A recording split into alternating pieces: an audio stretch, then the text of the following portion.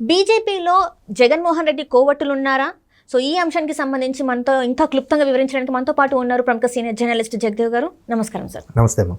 Sir, బీజేపీలో జగన్మోహన్ రెడ్డి గారు కోవట్లు ఉన్నారని చెప్పేసి వార్తలు వస్తున్నాయి. అంటే వాళ్ళని సాక్ష్యాలతో సహా పట్టుకున్నామని చెప్పేసి కూడా వార్తలు వస్తున్నాయి. సో ఇందులో ఎంతవరకు వాస్తవం ఉంది సార్? అంటే సాక్ష్యాధారాలతో పట్టుకున్నానో లేదు కానీ సన్నిహిత వర్గాల ద్వారా కొన్ని తెలుస్తూ ఉంటాయి. అంటే ఈ అంశం ఇప్పుడు ఎందుకు వచ్చిందంటే, రఘురామకృష్ణరాజు గారు ఆయన ఏ పార్టీకి చెందిన వ్యక్తి అయినా కానీ నర్సాపురం టికెట్ అనేది కన్ఫర్మ్. ఎందుకు కన్ఫర్మ్ అంటే ఆయనకున్న ఇమేజు, ఆయనకున్న పరపతి అటువంటిది ఆ నర్సాపురం లోక్సభ నియోజకవర్గం వరకు. అయితే 2019లో వైసీపీ తరపున గెలిచి ఎంపీ అయిన తర్వాత కొద్ది నెలలకే ఎందుకో వైసీపీ మీద, వైసీపీ ఆగడాలుగా అనుకోవచ్చు, వైసీపీ విధానాల వల్ల అనుకోవచ్చు, వాటి మీద మొదటి నుంచి వ్యతిరేకంగా పోరాడుతూ వస్తున్న వ్యక్తి దాన్ని వ్యంగ్యంగా, వెటకారంగా కూడా చాలా సందర్భాల్లో చెప్పారు. ఇట్లా కాదు, మా అధినేతకి, మా ముఖ్యమంత్రికి చెప్పాలి, ఆయన ఎందుకు ఇట్లాంటి వాళ్ళని ఎంకరేజ్ చేస్తున్నారు, లేదంటే ఎటువంటి పథకాలు తీసుకుంటున్నారు, అసలు ప్రభుత్వం ఏమని చెప్పి ప్రభుత్వంలోకి వచ్చింది, ఏం చేస్తుంది అనే దాని మీద ఆయన సొంత మీడియా, సోషల్ మీడియా ద్వారా ఆయన చాలాసార్లు మాట్లాడడం జరిగింది. సో అప్పటి నుంచి కూడా ఆయన రెబల్, ఈ వైసీపీలు ఉంటూనే రెబల్గా ఉన్నారు. మొన్న వైసీపీకి రాజీనామా చేశారు రీసెంట్గా. సో అటువంటి వ్యక్తి ఖచ్చితంగా వైసీపీ నుంచి బయటకు వచ్చేస్తారు. అయితే నరసాపురం టికెట్ అయితే కన్ఫర్మ్ ఆయన. బట్ అది ఆ పొత్తుల్లో భాగంగా అది టీడీపీకి వెళ్తుందా, జనసేనకు వెళ్తుందా, బీజేపీకి వెళ్తుందా అనేది క్వశ్చన్ మార్క్. సో బీజేపీ అంశం గత 3-4 నెలల నుంచి వచ్చింది. అంతకుముందు చంద్రబాబు గారు అరెస్ట్ అయినప్పటి నుంచి పవన్ కళ్యాణ్ గారిది కన్ఫర్మ్ అయింది జనసేన.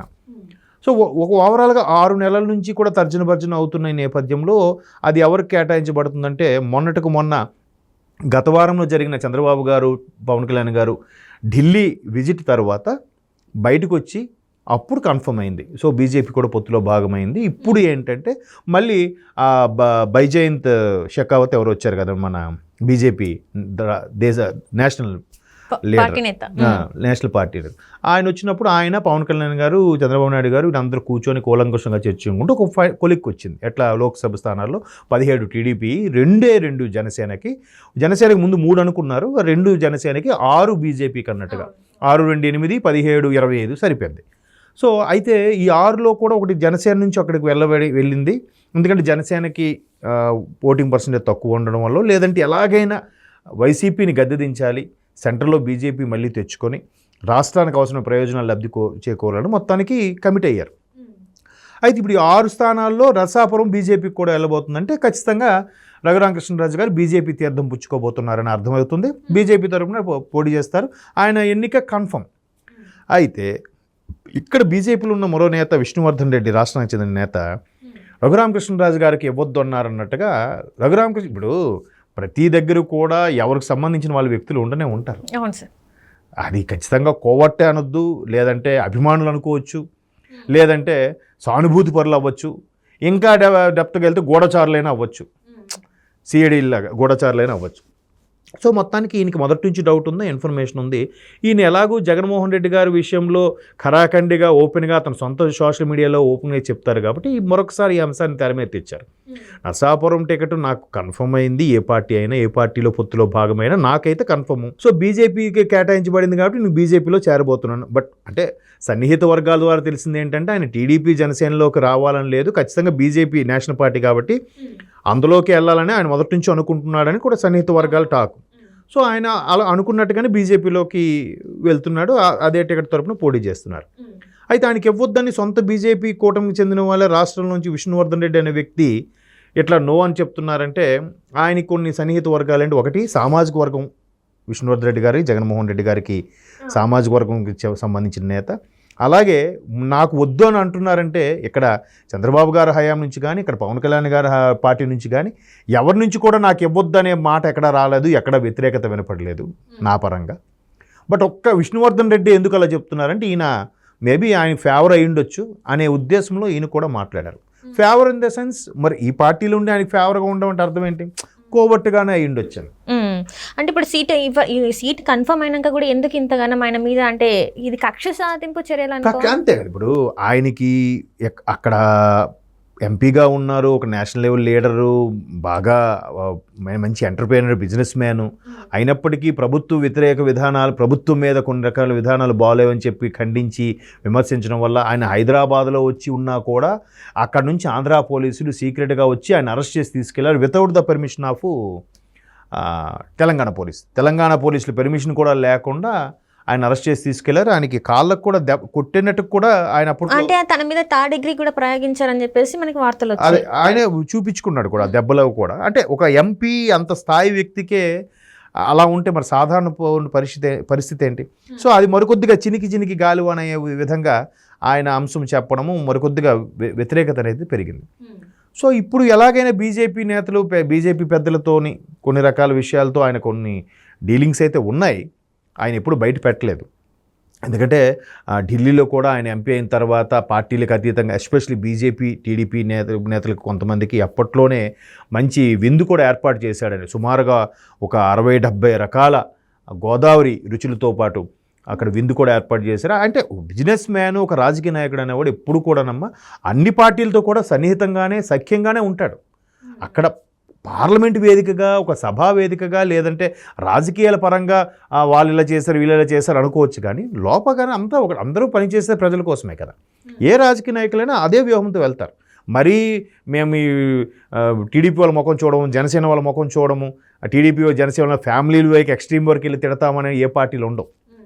సో అట్లాగా అందరితో ఆయన సత్సంబంధాలు ఉన్నాయి కాబట్టి ఆయనకి బీజేపీ టికెట్ కన్ఫర్మ్ అయింది. బట్ అందరూ ఎవరు నో చెప్పట్లేదు. విష్ణువర్ధన్ రెడ్డి ఎందుకు చూచాయిగా నో చెప్తున్నాడు తెలిసిందే అని ఆయన డౌట్. సో ఖచ్చితంగా జగన్మోహన్ రెడ్డికి ఓవర్ట్ అయి ఉంటారు. మేబీ నేను గెలుస్తానని భయంకి నాకు టికెట్ అవ్వద్దని చెప్తున్నట్టున్నారు. అంటే ఇక్కడ జగన్మోహన్ రెడ్డి గారి హస్తం ఉందని అనుకోవాలి. అంటే అలా అని ఆయనకి ఏం లీడ్ దొరకకుండా, ఆయనకేమి చిన్న హింట్ కూడా దొరకకుండా ఎంత ఓపెన్గా స్టేట్మెంట్ అయితే ఇవ్వడుగా ఆయన.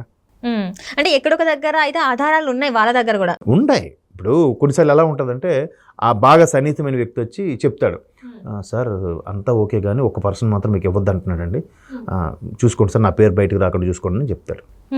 ఉంటారు కదా, ఎందుకు ఉండరు? ఇప్పుడు మొన్న షర్మిలా గారికి పీసీసీ చీఫ్ సంగతేనమ్మా, ఎవ్వరూ మాట్లాడలేదు, అందరూ ఓకే అన్నారు. బట్ రాజమండ్రి నుంచి ఆయన పేరు గుర్తు రావట్లేదు, ఆయన ఎంపీగా చేశారు గతంలో, ఆయన ఒకరు.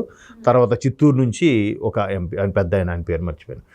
వీళ్ళిద్దరే ఆవిడకి పీసీసీ చీఫ్ ఇవ్వద్దు అంటే, వాళ్ళకి ఎందుకో రాజశేఖర రెడ్డి గారికి ఉన్నప్పుడు కూడా ఆ యాంటీగా ఉన్నారు కాబట్టి ఇవ్వద్దని చెప్పారు. మిగతా ఎవ్వరు కూడా షర్మిలా గారికి ఇవ్వద్దని చెప్పలేదు, ఆవిడకి ఇవ్వడమే కరెక్ట్ అని కూడా చెప్పారంట. కాంగ్రెస్ విషయానికి వస్తే అంటే కొంతమందికి కొన్ని చెప్పకపోయినా ఆ హింట్స్, ఆ లీడ్స్ తెలుస్తాయి. ఇప్పుడు ఆయన మంచి ఎంటర్ప్రెనరు, మంచి బిజినెస్ మ్యాను, అందరితో సత్సంబంధాలు ఉన్న రాజుగారు, అదే రఘురామకృష్ణరాజు గారు. మరి ఈ చిన్న విషయం వెనక్కి తెలియకుండా ఎలా ఉంటుంది? ఇప్పుడు వద్దు గిద్దు అంటే ఎవరు అనాలి? రాష్ట్ర అధ్యక్షురాలు పురంధరేశ్వరి గారు అనాలి, లేదంటే ఇక్కడ ఉన్న కొంతమంది లేఖను పెట్టి కమిటీ నుంచి నిర్ణయం తీసుకుని చెప్పాలి. పురంధరేశ్వరి గారు ఓకే అనుకుంటున్నారు, రఘురామకృష్ణరాజు గారు ఓకే అనుకుంటున్నారు, నల్లారి కిరణకుమార్ రెడ్డి గారు ఓకే అనుకుంటున్నారు. మరోవైపు పరిపూర్ణానంద స్వామి కూడా రేపు వీలైతే హిందూపురం నుంచి పోటీ చేస్తారని డౌట్ వ్యక్తం చేసి అందరికీ పెద్దగా ఒక్కొక్క సీటుకి 3-4 పోటీ ఏం లేదమ్మా. బీజేపీ నుంచి వీళ్ళు ఇది అని కరాఖండిగా చెప్తున్నారు. ఫిక్స్ అయిపోయి ఎవరైతే మొదటి నుంచి జనాల్లో నానుతుందో పేరు, లేదా ఊహాగానం, మీడియా ఊహాగానాలుగా ప్రచురం చేసిందో వాళ్ళకే ఇస్తున్నారు తప్ప కొత్త వ్యక్తిని తెర మీదకి తీసుకురావట్లేదు. అంటే బీజేపీకి ఒక క్లారిటీ ఉంది. సో ఇప్పుడు ఎంత క్లారిటీ ఉన్నప్పుడు కూడా ఈయనకి ఇవ్వద్దని చెప్తున్నారంటే అర్థం ఏంటి? ఖచ్చితంగా ఈయన గెలుస్తాడు కాబట్టి గెలిస్తే ఇంకా వైసీపీ ఒక పని అయిపోతుంది అని చెప్పి ఓడిపోయే వాళ్ళని పెట్టే ప్రయత్నం. అంటే వాళ్ళ వైపు ఉంటేనే సార్ ఇన్ని పెట్టండి సార్ అన్నట్టు. అంటే ఆల్రెడీ మన RRR గారు ఏంటంటే ఆ పార్టీలో ఉండే ఆయన అధినేతనే చాలాసార్లు ప్రశ్నించడం జరిగింది, అది మనం చూసాం. సో ఈసారి కూడా గెలిస్తే ఇంకెన్ని బయటకు వస్తాయని చెప్పేసి భయపడ్డారని అనుకోవాలి. అంతే కదమ్మా. ఇప్పుడు ఇంకొంతమంది ఏమంటున్నారంటే అసలు బీజేపీ కలిసిందంటేనే బొటాబొటీ మార్కులతో గవర్నమెంట్ ఫామ్ చేసినా కూడా, మ్యాజిక్ ఫిగర్ దాటినా కూడా వైసీపీ పరిస్థితి ఏంటి అనే దానికి ఎవరి దగ్గర ఆన్సర్ లేదు. ఇంకెవరు ఆలోచనగా వదిలేస్తున్నారు. వైసీపీ ఎంతగా వీళ్ళతో ఆడుకుంది కాబట్టి నెక్స్ట్ ఒకవేళ వైసీపీ రాకపోతే పరిస్థితి ఏంటి అన్నది ఒక్కసారి వైసీపీ వాళ్ళందరూ భయపడుతున్నారంటూ కూడా రకరకాలుగా అనుకుంటున్నారు విశ్లేషకుల అభిప్రాయం కూడా. ఎందుకంటే బాలినేని గారు కూడా సుమారుగా ఒక 4 నెలల కిందట అదే మాట అన్నారు, ఒకవేళ మనం నెక్స్ట్ మన గవర్నమెంట్ రాకపోతే పరిస్థితి ఏంటి, సో మీరు అందరూ కష్టపడి పనిచేయాలి అన్నట్టు కూడా ఒకరొక సందర్భంలో ఒక స్టేజ్ మీద. సో వాళ్ళకి కూడా కొంత చూచాయిగా ఐడియా ఉంది. బట్ వాళ్ళ ప్రయత్నం వాళ్ళు చేస్తున్నారు. సో చూడాలి మరి కొన్ని రోజుల్లో ఏం జరుగుతుంది ఏంటి అనేది. Right sir, right, thank you so much. Thank you.